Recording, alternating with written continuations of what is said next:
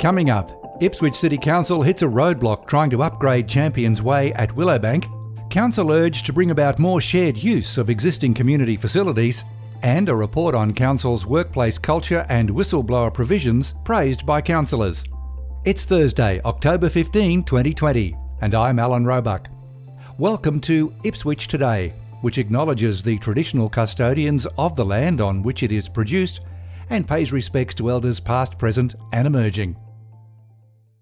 This podcast is supported by Kinetics, people-powered web hosting trusted by Australian businesses since 1999.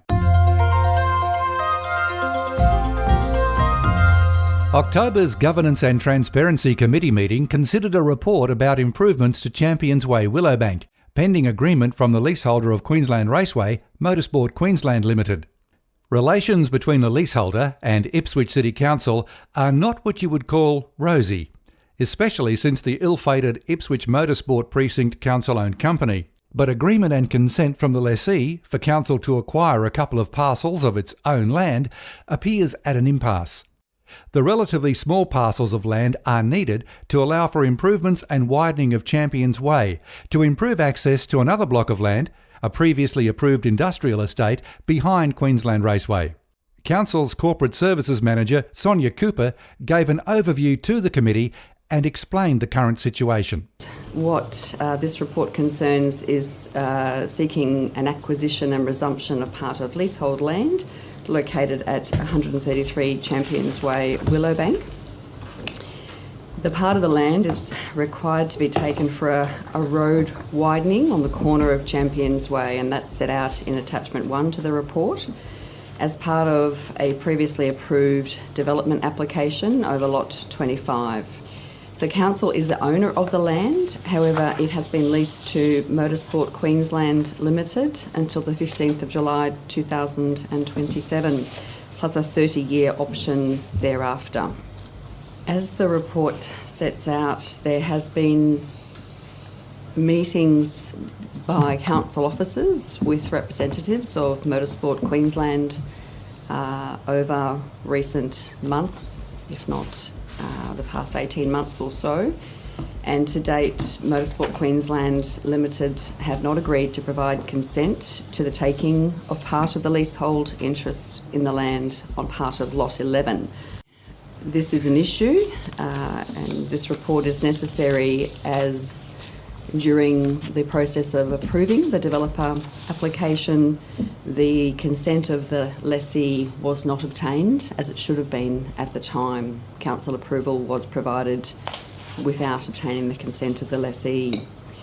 And hence, despite all best efforts of officers, for their own reasons, Motorsport Queensland are not consenting to the resumption of the land that's necessary.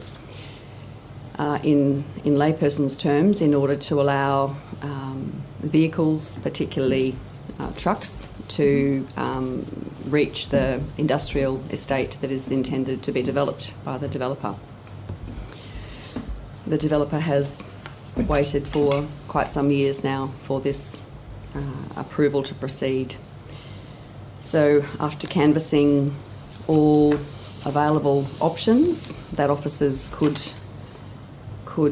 determine, could see, this report, as you're aware, puts forward a recommendation to council that we seek to acquire that land via resumption, if necessary. Mayor Teresa Harding. Ms Cooper, do we know what the end use is for? What is the developer doing with the land? We do know that it's intended, its industrial estate purposes at this time. There's not a lot of other development in the area as I understand it, but this would seek to be for industrial purposes. The meeting moved to a closed session to consider matters commercial in confidence. When the meeting resumed, further questions were asked by Mayor Harding of the city's Manager of Planning and Regulatory Services, Peter Tabulo. Morning, Mr Tabulo. If the developer wished to make this land into landfill or waste operations or waste to energy or incinerator, could they do it under the current zoning? only with the application to us for a material change of use for whatever use they were seeking to establish there. And if they put an MCU or a material change of use, that would come to us Correct. as councillors Yep. for a decision? Yep. Okay, thank you. With that, all recommendations were endorsed by committee, including the ultimate option of compulsory acquisition of the land needed to upgrade Champions Way. These recommendations will now go to the council meeting later this month.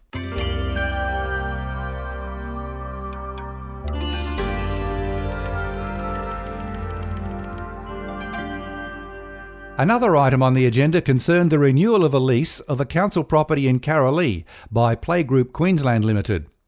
Concern was raised not about the group itself, but the exclusive use of the facility for only a few hours per week. Councillor Kate Kunzelman proposed an amendment to the recommendations. I would move that council officers be asked to investigate a non-exclusive arrangement with Playgroup Queensland and additional uses for the facility at 56 Harold Somerville's Road, Carolee. Councillor Kunzelman questioned why Playgroup Queensland had exclusive use. Council's Manager of Community and Cultural Services, Don Stewart, provided an explanation. In answer to the question, Playgroup Queensland is the peak body for Playgroup, which is a membership body of operators who deliver infant development services for the under 5 age group. It's the motor skills sets that they develop in the early ages. It is a limited service as identified in the notes on the Tuesdays and Thursdays for a couple of hours on those 2 days. They have traditionally over the last 5 years had that lease under those particular conditions, and the initial request to roll that lease over has resulted in our position here today to discuss further. CEO David Farmer outlined 3 popular models for leasing of community facilities by local governments. There's really 2 models that are existent in 3 models that exist in local authorities. There's an exclusive use agreement, which is a dedicated facility that can really only be used for that purpose. The best example is a men's shed, where you wouldn't want other people to be using it because there's, tools and equipment and things like that where people can get hurt. Then there is what you would call a council managed facility, sometimes one that's staffed by council where it's multiple use, and the best examples are the large community centres. To a smaller extent, that will be a little like level 2 on our new council building, where there'll be multiple rooms available booked through council and people will be using those. And then the third is actually, and it's quite common, is external management of a council facility, whereby they are the tenant but they also let that out. And so that they have the lease or the licence, and then they would then sub-licence. On a Thursday it would go to the Bridge Club, and on a Friday afternoon it would go to the to the Mud Quoits Association, etc. One of the critical issues when you have multi-use is lockable storage and ability to ensure that specific purpose items or activities are locked off and not accessed. So one of the challenges with a playgroup facility is the report mentions that there is a number of items there that are specifically for children. So we would need to make sure that if there was multiple use, that any other user was able to store their equipment, and any equipment that related to playgroup was able to be stacked and stored, and that wasn't able to be placed at risk from other users. So there's a little bit of work to occur to create multi-use, but of course it places a vastly lower pressure on council if you are able to have multi-use of an asset. Rather than having to provide 5 community facilities, you can provide 1 community facility that's maintained and operated correctly. It was a big day for Corporate Services Manager Sonia Cooper, who returned to the meeting for the last item about corporate culture and whistleblower provisions at Council. Mayor Harding kicked off the questions.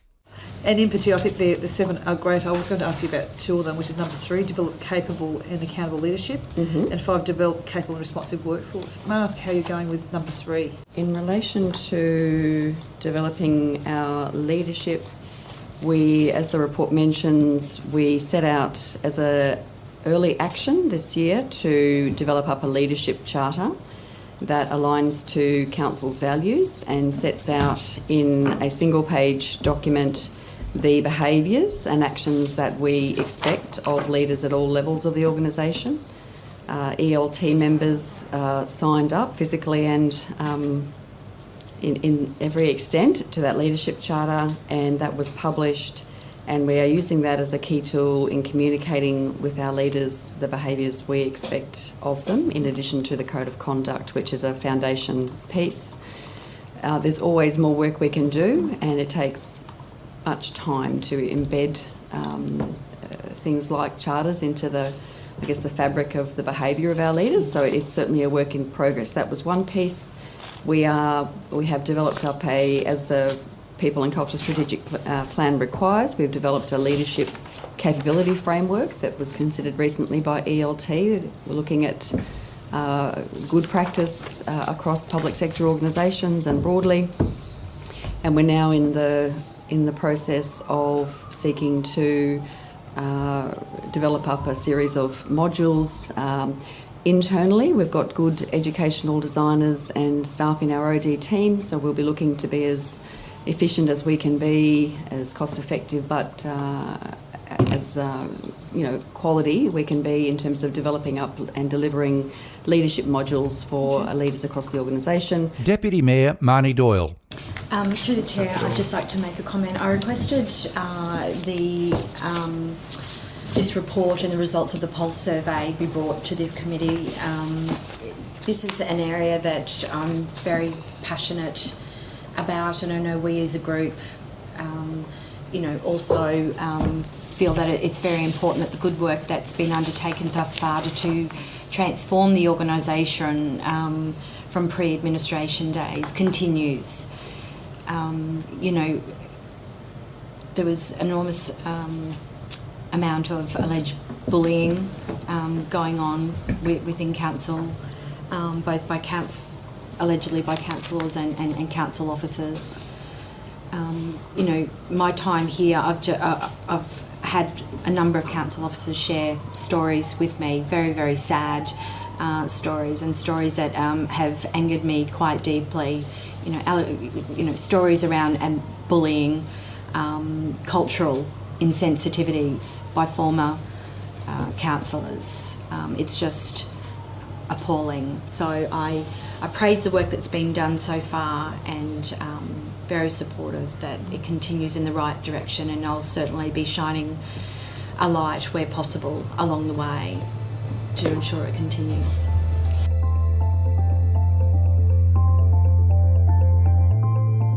Ipswich Today is supported by Kinetics, people-powered web hosting trusted by Australian businesses since 1999. This podcast is also listener-supported.